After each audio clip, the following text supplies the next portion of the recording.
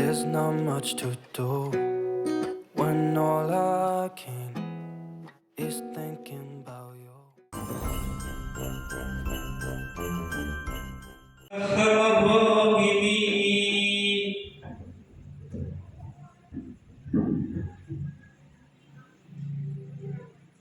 Assalamualaikum warahmatullahi wabarakatuh.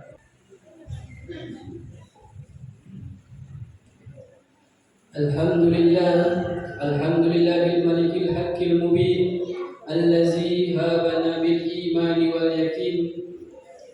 Allahumma shalli ala sayyidina Muhammad khatamil anbiya'i wal mursalin wa ala alihi thayyibin wa ala ashabihi akhyari ajma'in wa man tabi'ahum bil ihsani yaumiddin.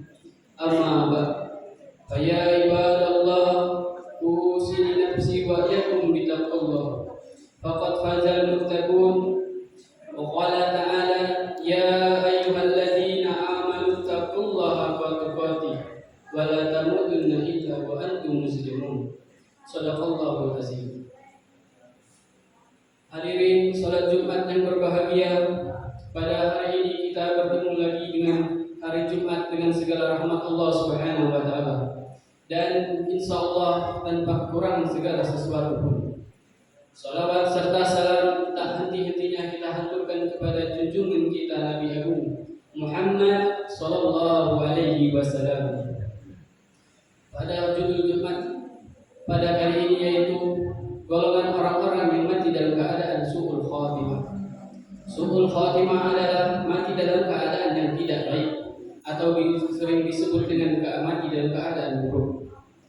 Para ulama berkata bahwasanya orang yang dikhawatirkan mati dalam keadaan su'ul khatimah adalah orang-orang yang sering melalaikan sholat, minum minuman khamar, menzalimi saudara muslimnya, dan yang terakhir durhaka kepada kedua orang tuanya.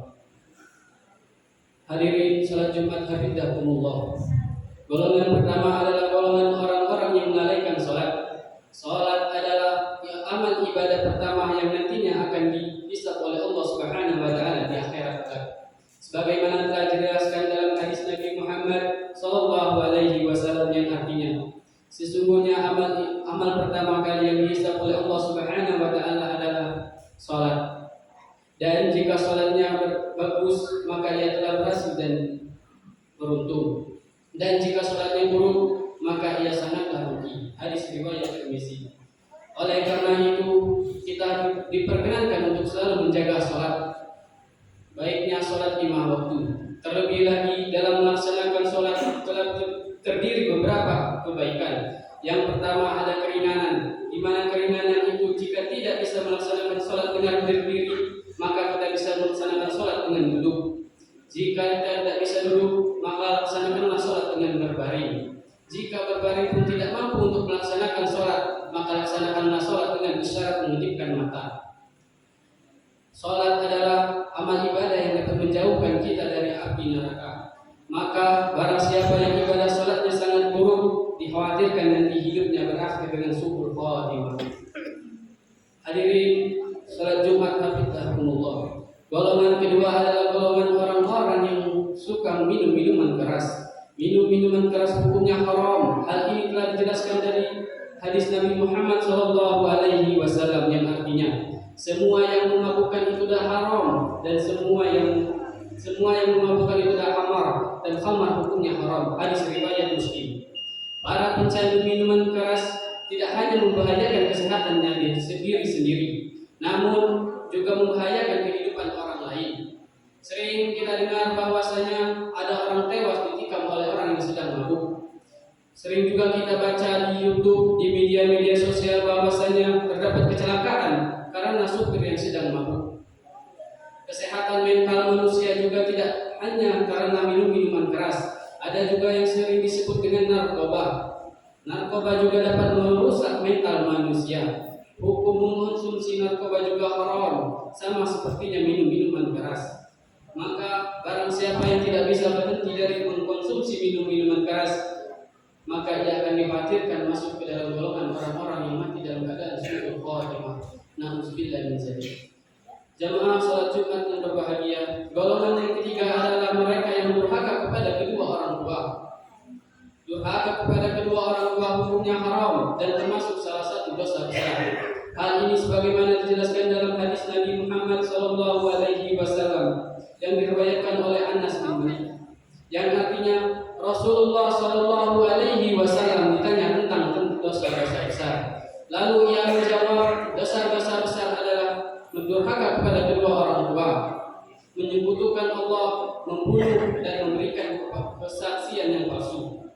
Sangatlah masuk akal jika durhaka kepada kedua orang adalah salah satu dosa besar. Terlebih khusus kepada ibu, ia telah jerih payah mengandung, melahirkan dengan jerih payah serta resiko dengan kehidupan nanti. Perintah berbakti kepada orang tua telah dijelaskan dalam surah Al-Imran ayat ke-14 yang artinya, dan perintahkanlah kepada manusia agar berbuat baik kepada tuannya. Ibunya telah mengandung dalam keadaan lemah dan tambah lemah, dan menyepih dalam 2 tahun. Bersyukurlah kalian kepadaku dan kembalilah kalian kepadaku. Oleh karena itu, jika seseorang durhaka kepada kedua orang tuanya dan tidak menerima nasihat dari siapapun untuk berbakti kepada kedua orang tuanya, maka ia merupakan salah satu golongan orang yang mati dalam keadaan su'ul khatimah. Na'udzubillah min dzalik. Hadirin salat Jumat yang berbahagia, golongan yang keempat adalah mereka yang suka menzalimi saudara muslimnya.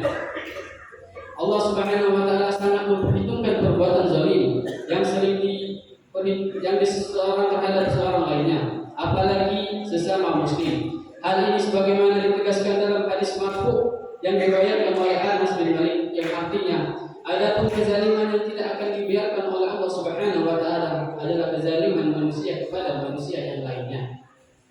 Di antara perbuatan zalim manusia kepada manusia lainnya adalah sebagai disebutkan dalam hadis Nabi Muhammad SAW, yang hal ini diriwayatkan oleh Abu Hurairah radhiyallahu anhu, yang dimana diantaranya adalah mencaci maki, mentuduh, memfitnah orang lain, korupsi, menumpahkan darah atau memukul orang lain. Oleh karena itu, jika seseorang tetap zalim dan tidak menerima nasihat dari siapapun untuk berhenti zalim, maka ia termasuk salah satu golongan orang yang mati dalam keadaan su'ul khatimah. Jamaah salat Jumat hafizakumullah. Golongan kelima merupakan orang-orang yang selalu melaksanakan dosa besar. Dosa besar yang telah jelas keharamannya di dalam Al-Quran. Yang diantaranya berzina atau memainkan perempuan. Yang kedua, narkoba. Dan yang ketiga, mencuri atau korupsi. Kelima hal tersebut merupakan kegiatan maksiat yang keharamannya sudah sangat jelas di dalam Al-Quran. Oleh karena itu, barang siapa yang selalu melaksanakan dosa besar seperti hal tersebut dan tidak dapat diingatkan oleh siapapun, maka ia akan dikhawatirkan hidupnya akan berakhir dengan su'ul khatimah. Jamaah salat Jumat yang berbahagia, kita semua berdoa mudah-mudahan kita senantiasa diberikan rahmat dan kekuatan oleh Allah Subhanahu wa taala, sehingga kita semua mampu menjauhi dosa-dosa sebagai berikut. Siapapun dari kita tentunya menginginkan dan selalu memohon kepada Allah Subhanahu wa taala agar dimasukkan ke kategori golongan orang-orang yang berakhir husnul khatimah, dan memohon kepada Allah Subhanahu wa taala agar dijauhkan sejauh-jauhnya dari su'ul khatimah. Amin amin ya rabbal alamin. A'udzubillahi minasyaitonir rajim. Bismillahirrahmanirrahim. Wal 'ashr innal insana lafil khusr illa alladziina aamanu wa 'amilus shalihati wa tawassaw bil haqqi wa tawassaw bis sabr. Barakallahu li wa lakum fil Qur'anil azim wa iyyakum bil ayati wal zikril hakim. Fastaghfiruhu wazkurkum innahu huwal ghafurur rahim. Allahumma shalli ala sayyidina Muhammad wa ala ali sayyidina Muhammad.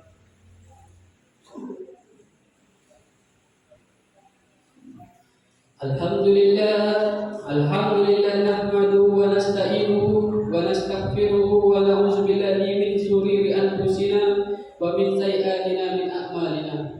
Min الله فلا مضل له ومن يضلل فلا هادي له أشهد أن لا إله إلا الله وأشهد أن محمدا عبده ورسوله لا نبي بعده اللهم صل على وسلم وبارك على سيدنا محمد وعلى آله وأصحابه أجمعين فيا عباد الله اتقوا الله حق تقاته ولا تموتن إلا وأنتم مسلمون قال الله تعالى في الكتاب الكريم أعوذ بالله من الشيطان الرجيم بسم الله الرحمن الرحيم إن الله وملائكته يصلون على النبي يا أيها الذين آمنوا صلوا عليه وسلموا تسليما اللهم صل على محمد عبدك رسولك كما صليت إبراهيم وبارك على محمد وعلى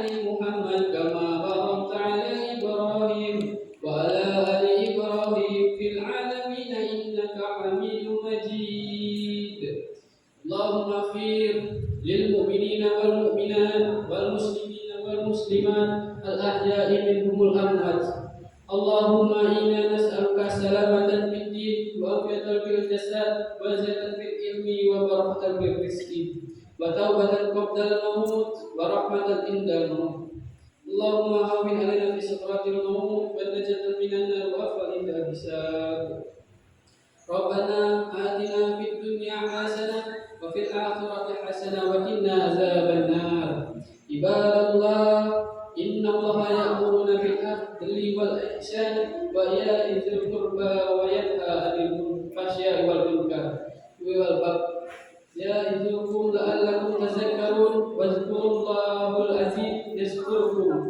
واذكروه على نعمته يزدكم ولذكر الله أكبر أقيموا الصلاة